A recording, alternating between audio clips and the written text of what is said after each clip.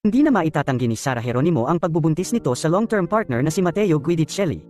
Ito ay matapos isiwalat ni Manay Christy Fermin na nagkausap di umano sila ng malapit na kaibigan ni Sara na buntis na ito sa first baby kay Matteo.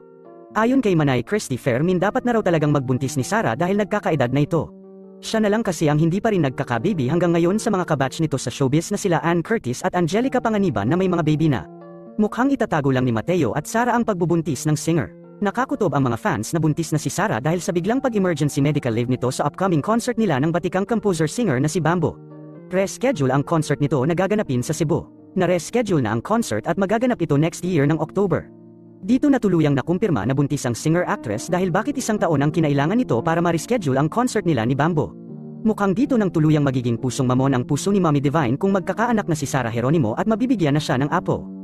Dahil hindi pa rin nagkakaayos mapa hanggang ngayon si Sara Geronimo at Mommy Divine dahil sa kadahilan ng ayaw ni Mommy Divine kay Matteo. Kung ililihim nila ang pagbubuntis ng singer, hindi na ito bago dahil nailihim na rin naman nila na sila ay kasal na ng matagal na panahon. Isang malaking congratulations Miss Sara Geronimo sa iyong first baby. Yun lamang po, ano ang masasabi mo sa balitang ito, comment mo sa ibaba.